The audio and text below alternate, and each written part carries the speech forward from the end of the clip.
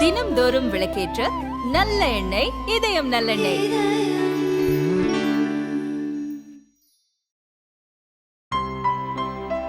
இனிமே கண்ணை மூடிட்டு கடலை எண்ணெய் வாங்கலாம். ஏன்னா மந்த்ரா கடலை எண்ணெய் இதயத்தின் தயாரிப்பு.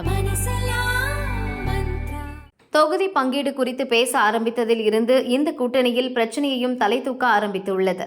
மேற்கு வங்கத்தின் 42 லோக்சபா தொகுதிகளிலும் திரிணாமுல் காங்கிரஸ் தனித்து போட்டியிடும் என முதல்வர் மம்தா பானர்ஜி அறிவித்தார். பஞ்சாப் மாநிலத்தின் 13 தொகுதிகளிலும் ஆம் ஆத்மி தனித்து போட்டியிடும் என முதல்வர் பகவந்த் சிங் மானும் உறுதிப்படுத்தினார். இதனால் ஏற்பட்ட பரபரப்பு அடங்குவதற்குள் கூட்டணியை ஒன்றிணைத்து முதல் ஆலோசனை கூட்டம் நடத்திய பீகார் முதல்வர் நிதிஷ்குமாரால் அடுத்த பரபரப்பு தொற்றிக் கொண்டுள்ளது. நேற்று குடியரசு தின விழாவை முன்னிட்டு கவர்னர் மாளிகையில் நடந்த தேநீர் விருந்தில் முதல்வர் நிதிஷ்குமார் கலந்து கொண்டார்.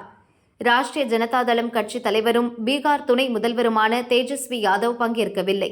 நிதிஷ்குமார் ராஷ்டிரிய ஜனதாதளம் கட்சியுடனான கூட்டணியில் இருந்து விலகி பாஜகவுடன் கூட்டணி அமைத்து முதல்வராக பதவியேற்க உள்ளதாக கூறப்படுகிறது.